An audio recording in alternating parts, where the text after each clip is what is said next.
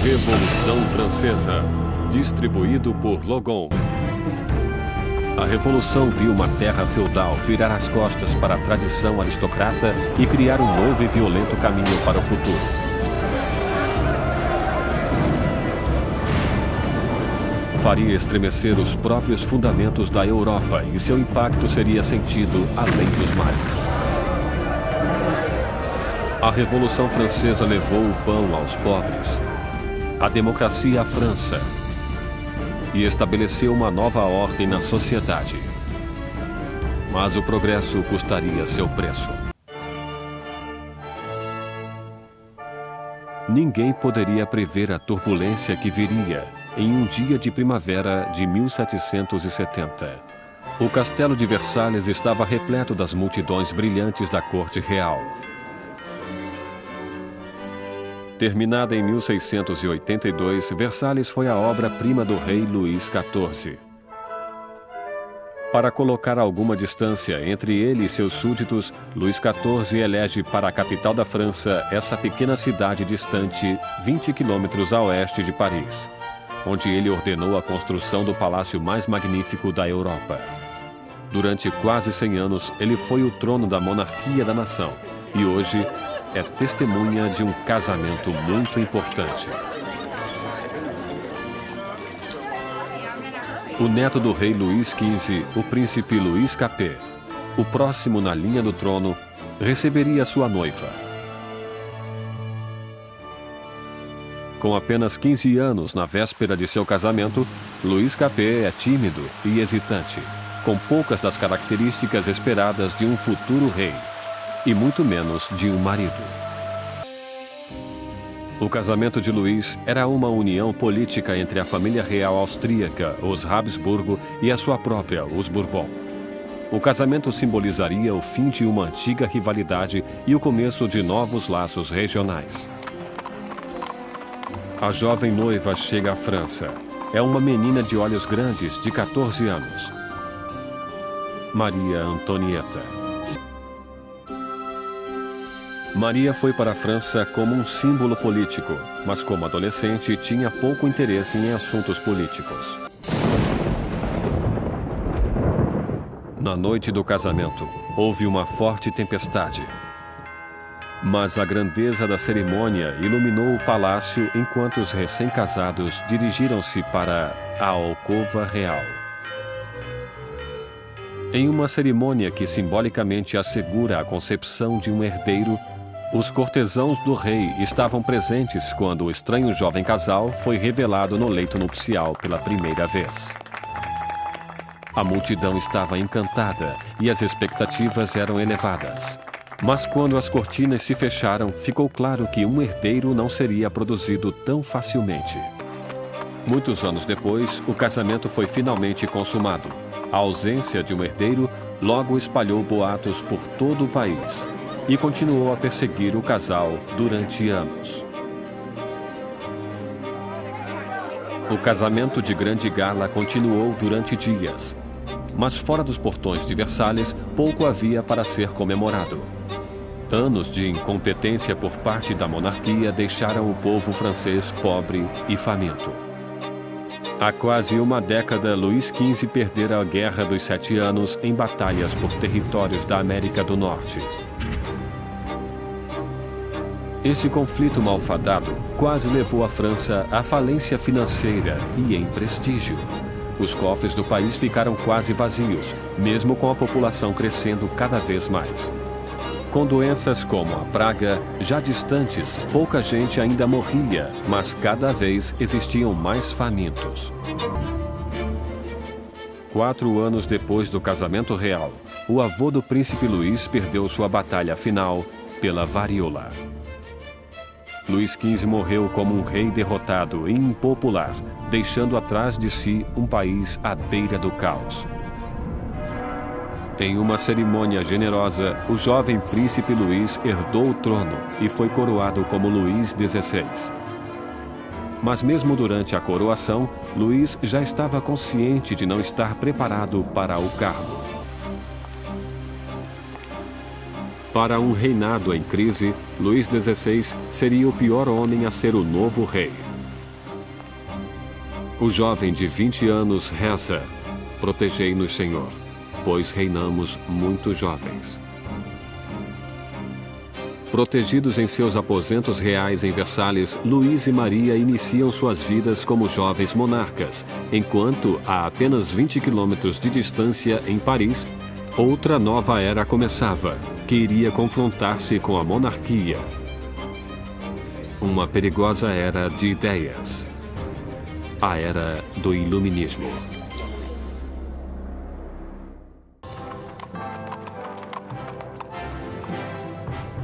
Quando a carruagem real aproximava-se do Colégio Louis Le Grand em Paris, as multidões aproximavam-se para admirar a grandeza. Era o dia de receber o novo rei coroado, Luís XVI, e sua encantadora esposa austríaca na cidade de Paris. E na liderança da festa de boas-vindas estava um jovem e promissor estudante de direito, Maximilien Robespierre. Enquanto Robespierre respeitosamente fez seu discurso em latim, o rei mal percebeu o garoto. Mas anos mais tarde, seus destinos cruzariam-se novamente sob circunstâncias muito diferentes e muito mais trágicas. Desde a Idade Média, a sociedade europeia estivera dividida em 3 classes distintas, ditadas pelo nascimento. Havia uma grande divisão entre a riqueza da nobreza e a do clero e a pobreza dos camponeses. Então, no início do século XVIII, a razão e a ciência começaram a desafiar as antigas tradições. Varrida por uma corrente de inovação e por nova literatura, Paris torna-se o centro filosófico do mundo. A cidade pulsa com o florescimento do conhecimento, um brilho cheio de possibilidades. É a era do Iluminismo. A visão do povo sobre a monarquia tornava-se amarga ao mesmo tempo em que a situação dos campos piorava. Depois de uma sucessão de más colheitas, a confusão causara o aumento do custo da farinha, levando a uma carência do que era o coração da dieta da França: o pão. Mas as reclamações paravam nos portões de Versalhes. Versalhes, no final do século XVIII, era um oásis de extravagância rodeado por uma terra em desespero. E com um rei inseguro no leme, a França seguia o caminho certo para o desastre. Depois de 19 anos de casamento, Luís tinha 4 filhos. Só que, como rei, continuava impotente. Em uma tentativa de demonstrar liderança, Luís ousa fazer reformas financeiras. Mas sua falta de conhecimento sobrecarrega os pobres com impostos pesados, enquanto a nobreza não paga por nada. Com a economia em ruínas e o povo agitado, parecia que até os céus estavam zangados, torturando a França com o pior inverno em 90 anos. Para o povo da França do século XVIII, a farinha era a essência da vida. O pão, a medida da existência. Com os enganos financeiros cometidos por Luís, o custo da farinha aumentou horrivelmente. A quantidade de alimentos era pequena. E o custo de um pãozinho logo era igual ao do salário de um mês. A fome tornava-se ira. Revoltas surgem por toda a França. Casas são destruídas. Padarias são roubadas e os padeiros que não podiam mais vender o pão eram linchados.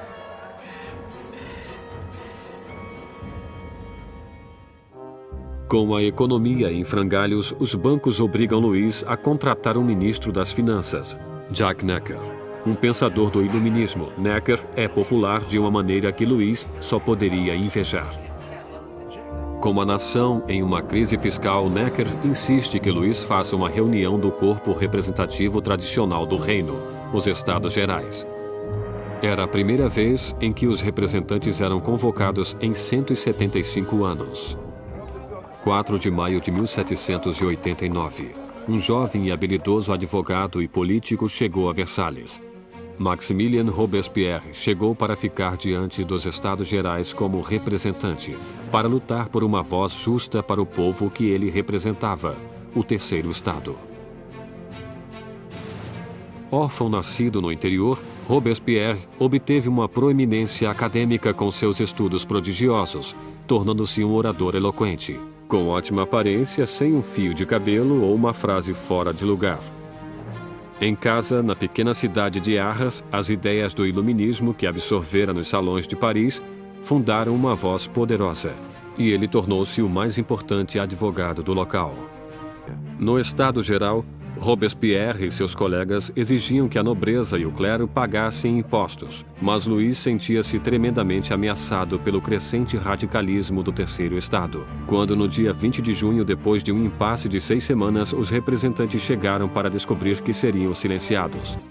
Os representantes declararam uma nova Assembleia Nacional, os verdadeiros representantes do povo da França. Como um ato de desafio revolucionário, nasceu a Assembleia Nacional.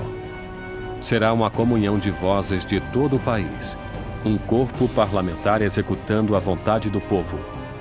Mas tirar o poder do rei não seria tão fácil quanto assinar uma simples proclamação.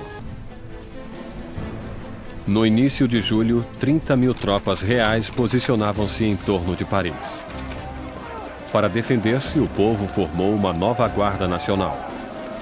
Os revolucionários atacam os arsenais de Paris e conseguem furtar 28.000 mosquetes.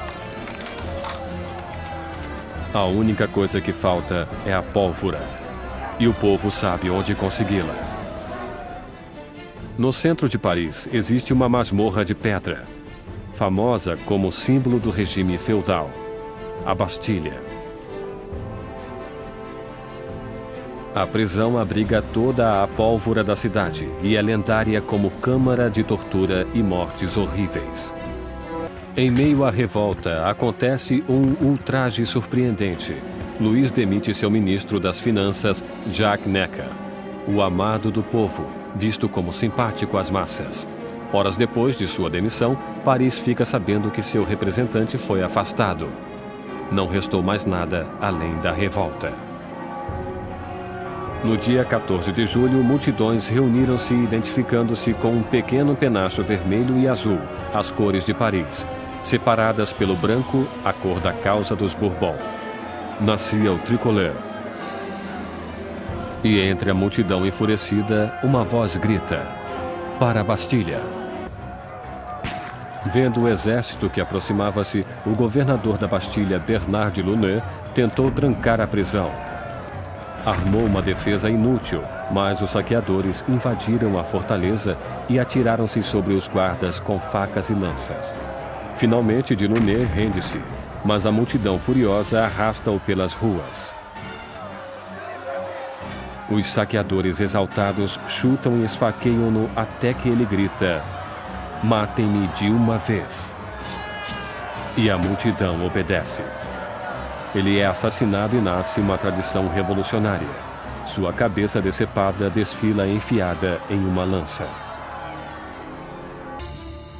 Com a fumaça ainda pairando sobre a Bastilha, Luís XVI voltava da caça. Em seu diário, em 14 de julho de 1789, escreve "Nada", referência à sua caçada mal sucedida. Um ajudante surge com as notícias das revoltas e da queda da Bastilha. Luís XVI pergunta: "É uma revolta?" "Não, senhor", ele responde. "É uma revolução." Como um símbolo da derrota real, o povo, homens, mulheres e crianças, cavaram com as próprias mãos e derrubaram a Bastilha, tijolo por tijolo. Começavam a desmontar o próprio passado. A energia das ruas dava forças para a Assembleia Nacional. Escreveram um documento chamado Declaração dos Direitos do Homem. Por esse documento, distinções de classe arcaicas foram abolidas e todos os homens considerados como iguais. Com a nova Assembleia Nacional como sua voz, os cidadãos franceses decidiram mudar tudo em seu mundo. Exigiram uma monarquia constitucional, direitos iguais para todos os homens e justiça sob leis razoáveis. Para que a revolução tivesse uma voz mais forte, Robespierre exigiu o aumento da liberdade para a imprensa e amordaçou o antigo regime. O resultado da imprensa livre foi a publicação de L'Ami du Peuple, o Amigo do Povo. Um jornal violento, cheio de ódio e provocações, criado por um ex-médico Jean-Paul Marat. Depois de uma série de profissões sem sucesso, Marat vivia na pobreza, abrigando-se durante um período nos esgotos de Paris.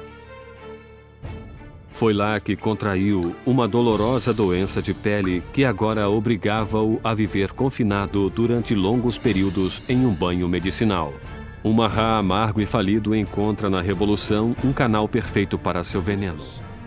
Marat odeia as extravagâncias praticadas pela monarquia enquanto a pobreza devasta a França e precisa somente do menor rumor para arrasar com o rei e a rainha em seu jornal. No dia 2 de outubro de 1789, seu ódio chegou ao auge. Soube-se em Paris que o rei dera uma festa em Versalhes, que a realeza decadente atirou a nova bandeira tricolor ao chão, símbolo da Revolução, pisoteando-a. Marat ficou enfurecido, relatou o insulto em seu jornal e fez surgir uma nova ameaça. O rei novamente ordenou que as tropas entrassem em posição em torno de Paris. Com a queda da Bastilha ainda vibrando nas mentes das pessoas, Marat exige freneticamente que hajam. Povo de Paris, está na hora de abrir os olhos. Sacudam seu torpor. Acordem. Mais uma vez, acordem. 5 de outubro. O dia amanheceu com a agitação furiosa dos sinos. Mulheres reunidas perto da prefeitura protestam contra a diminuição do pão. E agora o medo da aproximação das tropas reais se mistura ao ódio pela notícia da festa ofensiva que circulava entre o povo. Logo, milhares marchavam para Versalhes, com lanças e armas nas mãos. As mulheres iriam queixar-se ao rei. Quando as mulheres reuniram-se fora dos portões, Luís compreendeu que a revolução não poderia mais ser ignorada. Estava sendo levada à porta de seu palácio. Concorda então em assinar a Declaração dos Direitos do Homem e a multidão continuou a crescer durante a noite. Pela manhã, 20.000 pessoas acampavam-se diante do Palácio Real. Para encerrar os séculos de distância entre o rei e seus súditos, a massa irada exige que o rei e a rainha mudem-se para Paris. Indeciso, como sempre, Luís hesita em responder. Sua hesitação provocaria a fúria na multidão e colocaria as vidas da família real em sério perigo. O rei e a rainha estavam à mercê da multidão, e o que ela queria era um pouco de atenção do rei. 60.000 pessoas avançaram, deixando Versalhes em carroças e vagões carregados de farinha da despensa real. A carruagem foi escoltada até Paris. O rei e a rainha deveriam habitar agora o Palácio das Tulherias. Nunca mais veriam Versalhes. Versalhes ficou abandonada e a Assembleia mudou-se para Paris. O poder agora estava com o povo. A França teria uma democracia, novas leis e uma forma notável e inesquecível de justiça que seria inaugurada no palco revolucionário: a guilhotina.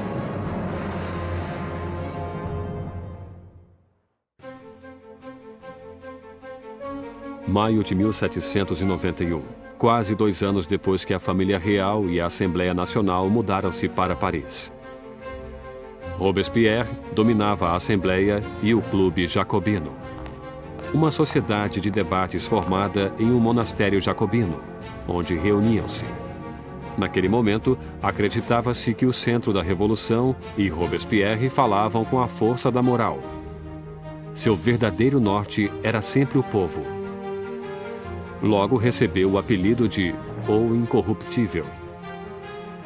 A França agora era uma monarquia constitucional. O rei foi obrigado a dividir o poder com os revolucionários na Assembleia, mas a parte de Luís diminuía dia a dia. enquanto era obrigado a assinar lei após lei diminuindo sua própria autoridade, além de outra do regime feudal, a da Igreja Católica. Luís decidiu que chegara a hora de fugir da nova república e montar uma campanha para reclamar seu reinado. 21 de junho de 1791. O rei e a rainha, disfarçados como criados, fugiram do olhar ameaçador de Paris. Planejavam conquistar sua liberdade. Já passava da meia-noite quando a família real chegou à pequena cidade de Varennes, 160 quilômetros a leste de Paris. Estavam perto da fronteira da Áustria, a salvação estava próxima. Mas seu caminho para a liberdade não foi adiante.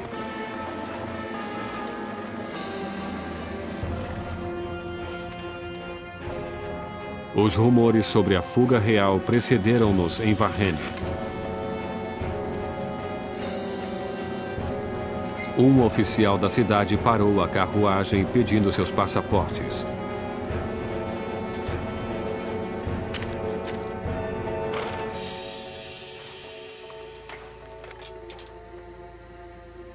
Sua suspeita foi confirmada. Era a assinatura do próprio rei. Ele ficou surpreso com a visão de seu rei. Mas a guarda revolucionária não demonstrou reverência pela realeza. Com a família real oficialmente presa da revolução, o poder passou de Luís, agora um rei prisioneiro, para os revolucionários na Assembleia. No coração daquele jovem governo revolucionário estava Robespierre. Ele brilha no pódio gritando por liberdade, igualdade e fraternidade.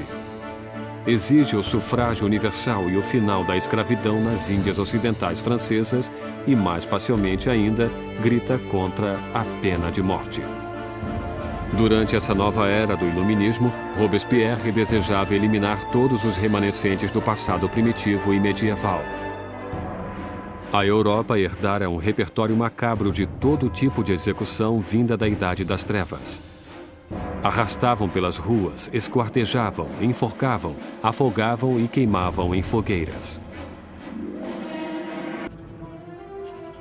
Apesar da oposição de Robespierre, uma nova máquina de morte tomou o palco central de Paris.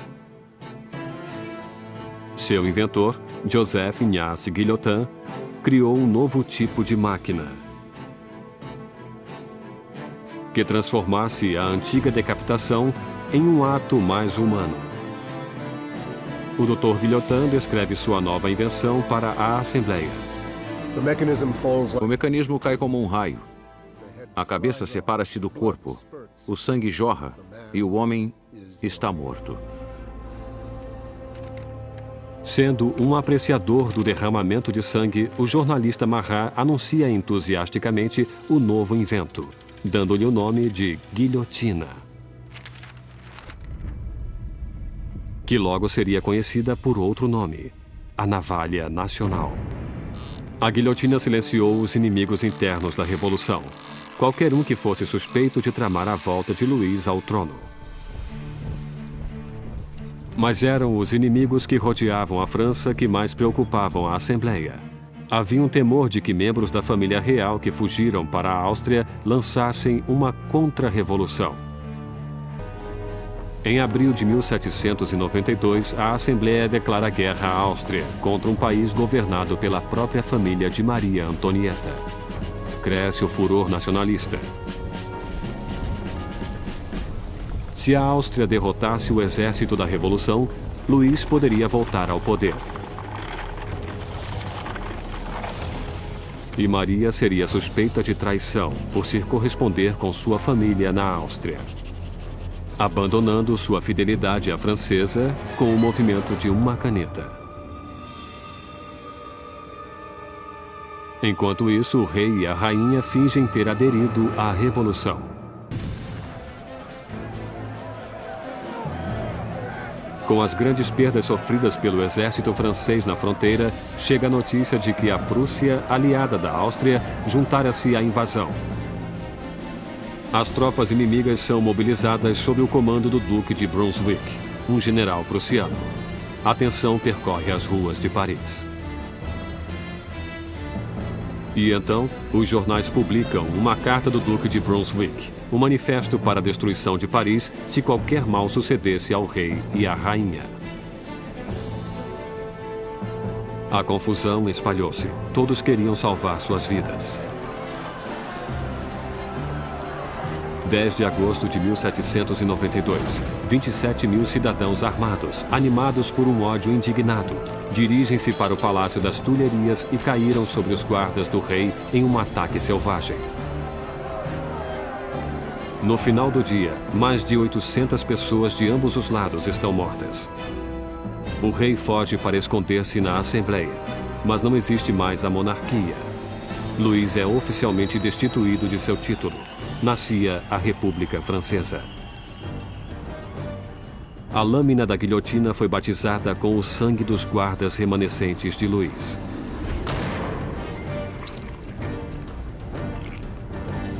E Robespierre, que fora um sério oponente à pena de morte, mudou de ideia.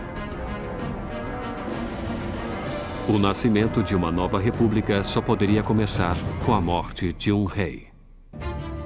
Em agosto de 1792, enquanto o rei e a família real estavam recolhidos na prisão do Templo, Robespierre e seus jacobinos envolviam-se em uma batalha com os moderados da Assembleia, os girondinos, pelo controle do governo nacional. Mas nas ruas de Paris existe um novo movimento político. Como um símbolo de sua rejeição pelas tradições aristocráticas, os cidadãos comuns recusam-se a usar os calções pelos joelhos, ou culotes dos aristocratas. Denominam-se os sem-culotes os que não usam calças pelos joelhos. Os sem-culote tomam o controle do governo da cidade de Paris, enquanto os jacobinos e os girondinos agitavam o país da Assembleia Nacional, agora chamada de Convenção. Lutavam com o comando do exército francês, que rapidamente perdia terreno para a Áustria e para a Prússia. Enquanto lutava contra os inimigos na fronteira, o governo revolucionário castigava os inimigos do interior, traidores da realeza, que poderiam entregar Paris nas mãos dos invasores. Mais de 1000 pessoas foram presas e apinhavam a prisão: padres, jornalistas, homens e mulheres comuns. Robespierre concentrava-se na crise interna. Mas seu amigo, o ministro da Justiça, Georges Danton, atiçava jovens e velhos a juntar-se à guerra na fronteira. É gregário e barulhento, tudo o que Robespierre não era. Logo, o nome de Danton era ouvido por toda Paris. Finalmente, a retórica agitada de Danton mobiliza as pessoas, inspirando muitos a partir para a linha de frente. Com tantos homens úteis partindo para a frente de batalha, deixando Paris sem defesa, as prisões estavam cheias de prisioneiros políticos. Uma nova onda de medo invadia a cidade. Conter a massa crescente de prisioneiros poderia tornar-se impossível. Marat incitou um chamado sangrento aos revolucionários para entrarem na prisão e matarem todos os prisioneiros. Na primeira semana de setembro, chegaram notícias desastrosas da frente de batalha. A Prússia tomara Verdun, uma cidade na estrada para Paris. O inimigo agora estava muito próximo. O medo, tomando conta de Paris, explodiu. Os sem-culotes invadiram as prisões e atacaram ferozmente os prisioneiros. Nenhum traidor permaneceu vivo. Mulheres eram estupradas brutalmente, padres eram destripados, aristocratas cortados em pedaços. Há uma estimativa de que mais de 1.600 pessoas foram mortas em questão de dias. Quando a notícia do massacre de setembro espalhou-se pela Europa, os inimigos da Revolução estavam a salvo.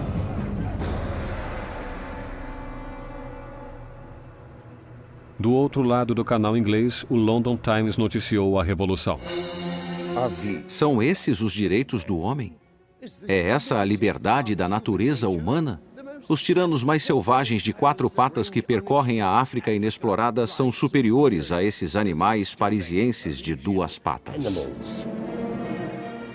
A Revolução tomara uma direção inesperada. Até mesmo Robespierre compreendeu que as coisas foram longe demais, que o povo não podia dirigir uma revolução própria. precisavam de liderança, de uma mão de ferro. E com o poder de suas palavras, o incorruptível surge como aquele que lideraria a revolução. Robespierre, que lutara por uma monarquia constitucional, agora acreditava que não havia mais espaço para o rei. E tomou uma decisão de momento. A França julgaria seu próprio rei.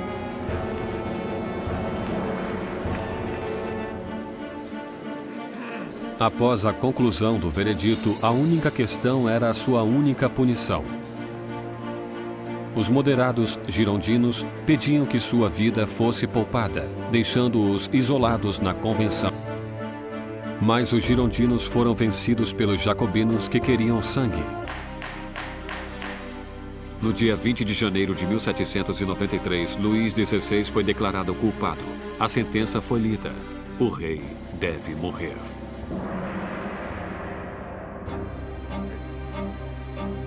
Naquela noite, ele reuniu-se brevemente com a família. Calmo diante de suas lágrimas, prometeu voltar na manhã seguinte para uma despedida final. Não voltou. Não suportaria a angústia de sua família e não queria enfraquecer-se no caminho para a guilhotina. Pela manhã, uma carroça levou Luís para o cadafalso. E ele historicamente encaminhou-se para a lâmina.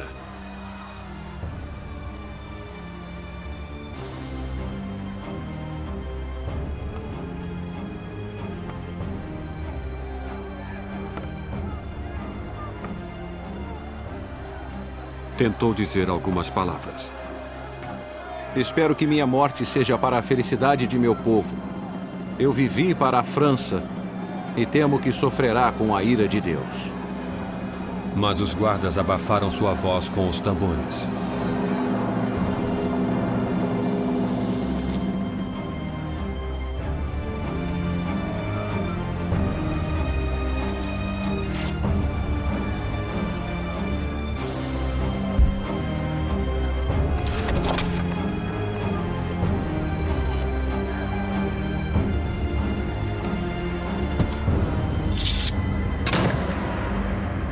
Às 10h22 da manhã, o homem que fora rei não mais existia.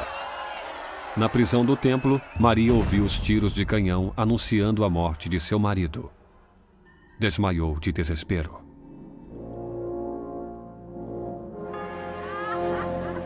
O sangue do rei foi derramado.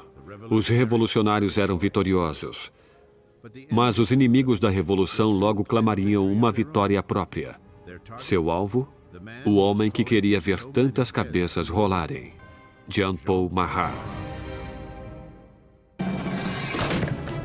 No final de 1792, os radicais jacobinos, acreditando que a jovem revolução corria o perigo de ser sabotada por traidores, incitavam a revolução por meios cada vez mais violentos. Mas os girondinos, representando o povo do campo francês, queriam diminuir a violência por medo de que ela levasse a uma guerra civil.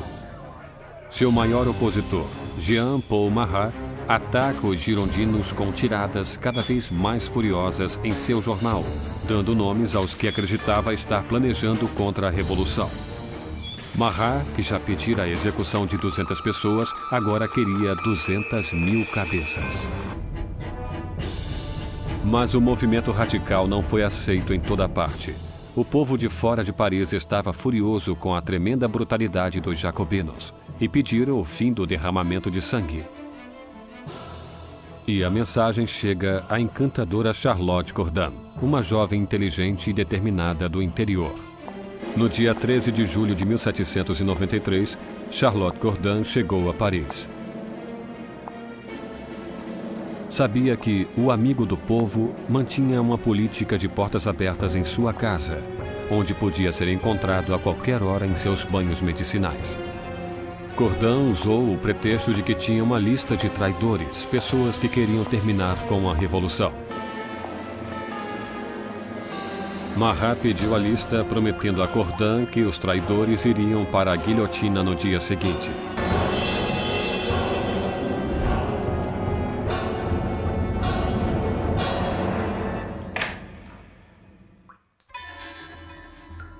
O chamado amigo do povo morreu rapidamente.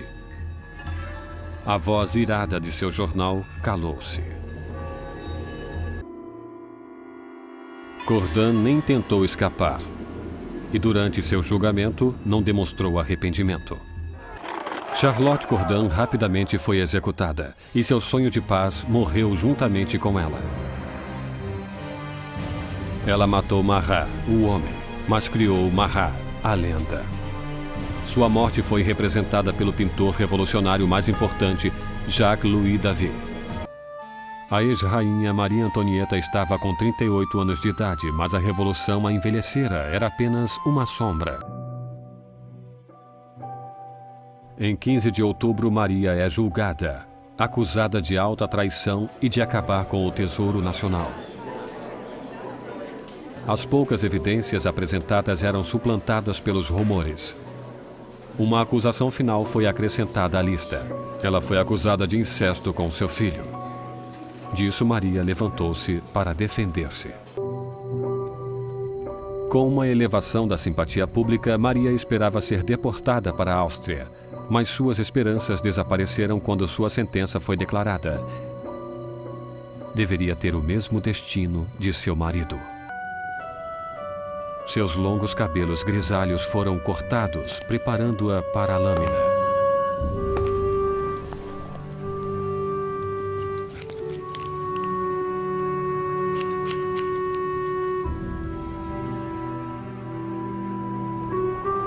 Suas mãos foram fortemente amarradas.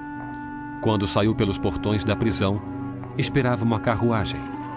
Em vez disso, foi levada por uma carroça como uma criminosa comum. Ela esperava que quando fosse levada para a execução, teria o mesmo tratamento do rei, que iria em uma carruagem fechada para que a multidão não pudesse vê-la.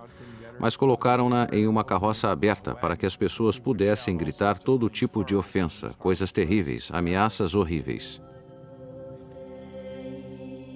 Uma sombra da soberana que foi um dia. Maria Antonieta mantém uma dignidade de rainha enquanto desfila pelas ruas de Paris.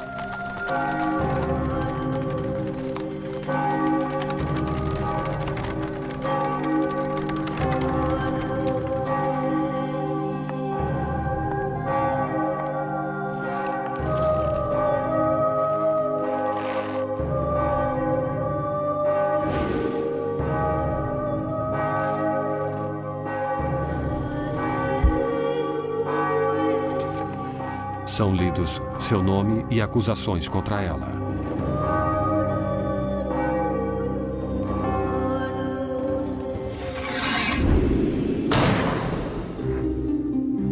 A última rainha da França está morta. Vários dias depois, seguiram-se mais execuções. Os membros da Convenção Nacional perceberam o exagero de mortes. Já perdiam colegas um após o outro para a guilhotina. A revolução parecia Saturno devorando seus próprios filhos. Danton diz: A revolução, meus amigos, não é feita com rosas.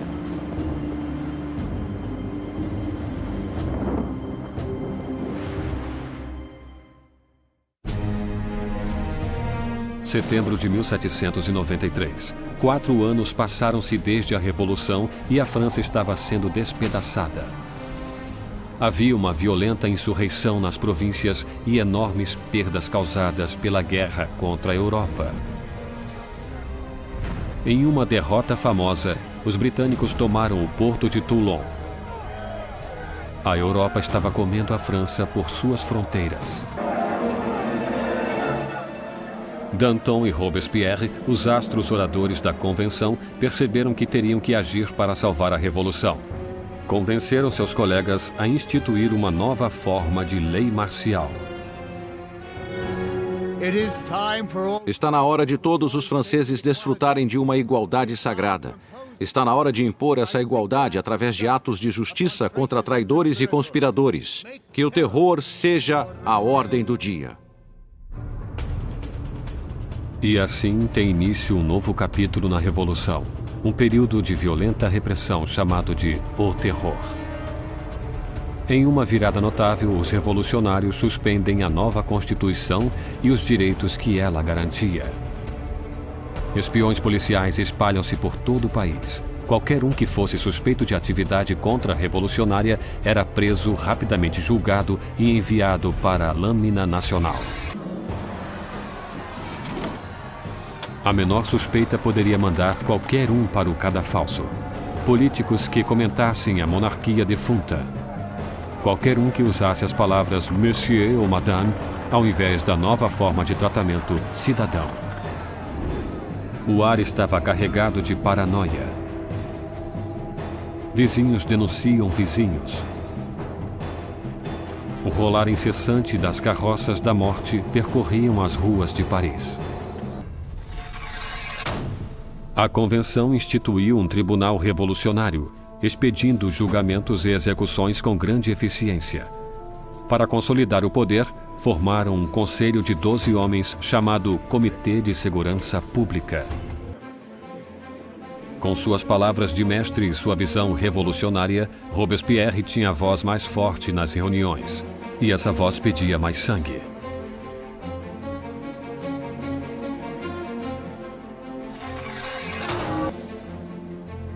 A revolução endurecera Robespierre. Inicialmente apoiando fervorosamente uma imprensa livre, agora instaurava a censura, um vestígio do antigo regime. E com a igreja já sendo atacada, ele é influenciado por um dos revolucionários mais radicais, Jacques-René Hébert, que propõe uma descristianização. Ruas que tinham nomes de santos foram rebatizadas. Nem mesmo o calendário cristão foi poupado. Os anos já não eram marcados a partir do nascimento de Cristo, mas de setembro de 1792, a queda da monarquia. Agora era o ano 1. Os meses receberam nomes de acordo com as estações. Julho tornou-se Thermidor, abril Floreal. Os meses foram partidos em 3 semanas de 10 dias cada. O terror espalhou-se por toda a França. Insurreições são abatidas com uma crueldade sem limites. Na cidade de Lyon, onde os contra-revolucionários ganhavam terreno, o Comitê de Segurança Pública exibe um exemplo cruel. Centenas de rebeldes são amarrados, enviados para os campos e assassinados em massa.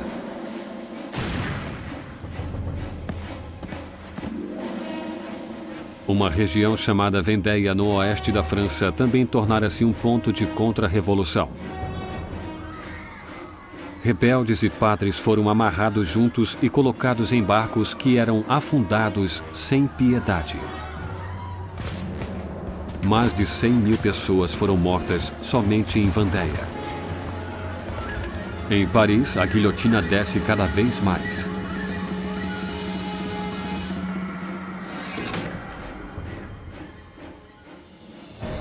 Os exércitos franceses finalmente conseguem vitórias nas fronteiras. Sob as ordens de um brilhante comandante, Napoleão Bonaparte, o exército francês faz com que a Marinha Britânica realize uma retirada desmoralizante em Toulon. A revolução está em seu auge. Robespierre está em seu mais alto poder. Dominar a todos os inimigos da revolução e alcançar o sucesso através do terror. Mas outros discordavam. Para Danton, a revolução tomava o caminho errado. Ele e seus seguidores, os dantonistas, acreditavam que era hora de parar com o terror, servir a seu propósito e corria o perigo de alimentar os revolucionários com seu próprio fogo. E na República de Virtude de Robespierre só existia uma resposta para a traição. Os dantonistas são presos e rapidamente sentenciados à morte. Robespierre mandou milhares de pessoas para o cadafalso, mas não está tranquilo com aquelas execuções sangrentas. Não atende os pedidos dos seus antigos amigos e aliados. Quando se encaminha para a lâmina, Danton grita: Meu único arrependimento é ir antes daquele rato, Robespierre.